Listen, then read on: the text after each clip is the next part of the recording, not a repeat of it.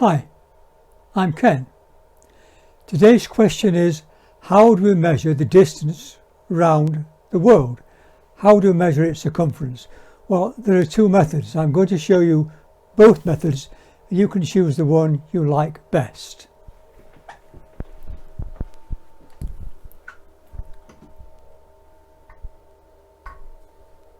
How to measure the distance around the world, its circumference. Method 1. Get a very big tape measure.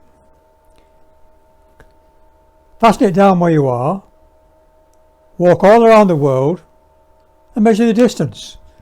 That is not recommended. Method 2. Use ratio and proportion to determine the circumference. Now, this method is easier. You need to have little knowledge, not a lot really, but a little knowledge. First of all, you need to know there are 360 degrees in a circle.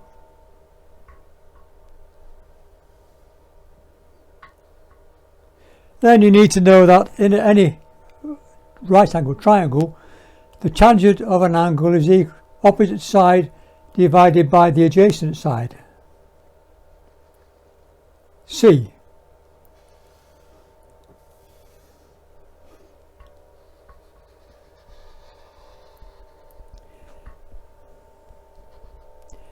If we have two parallel lines, A and B, divided by another line, this angle equals that angle, A equals B. With these three things you can find out the diameter, the circumference of the Earth. Now here's a picture of the Earth, if you like, and that's an arc there. This is 90 degrees in this case, and this length here by ratio is 90 degrees divided by 360 times the whole length. 90 over 360 times the circumference. For any angle x, if we've got an angle here for example, x, then the arc length there would be x over 360 times c. Now for this little task you need help. You need someone to help you. You need two poles, two pieces of wood, a mobile phone and a calculator. Step 1. Send your assistant to a point 500 miles away.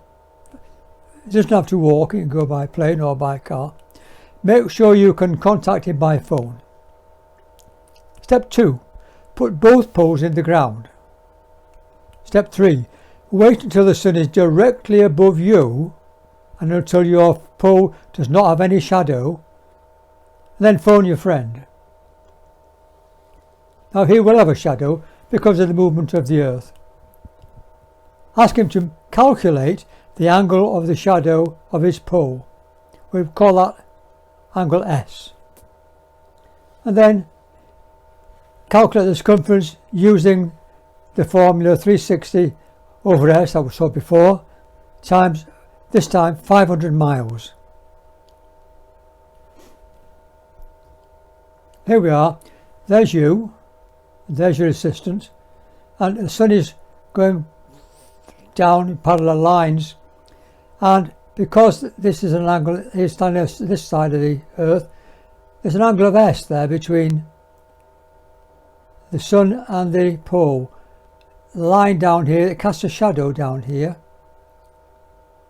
You'll recognise the shadow. If you walk outside, the shadow either follows you or goes behind you depending on where the sun is.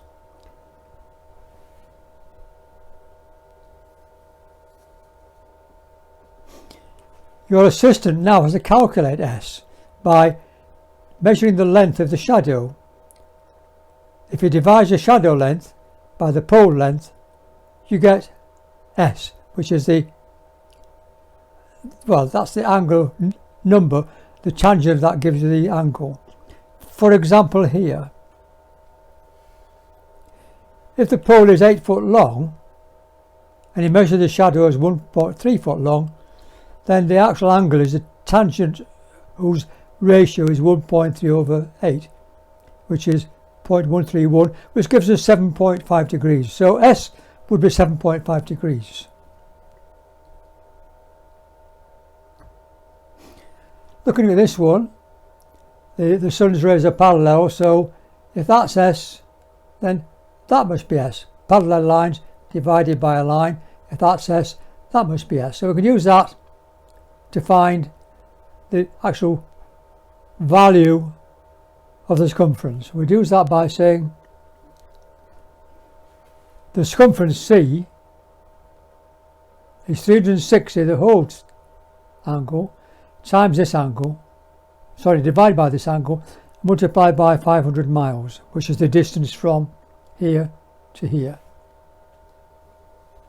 So the circumference is 24,000 miles by this calculation. Now that's not bad, because the actual value is 24,901. It's not really clever really, because this was done 2,000 years ago by a Greek fella called Eratosthenes. It might be Eratosthenes, I'm not quite sure, but that's his name anyway. He got his assistant to walk 800 kilometres to measure the angle. He had no calculator, remember, did it all by hand. He got a value of 39,375 kilometres.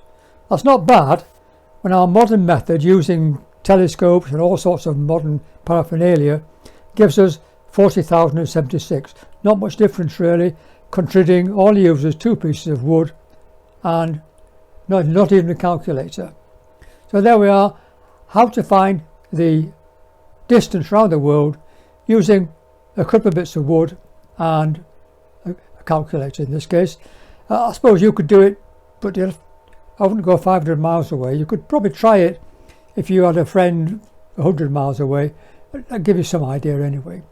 But there, I hope that's interesting, and maybe next time we might look at something different, maybe the diameter of the Earth. Well, we could find the diameter of course just by using pi, but there are some very sophisticated techniques for finding the diameter without using pi, which I may look at later on. So bye for now.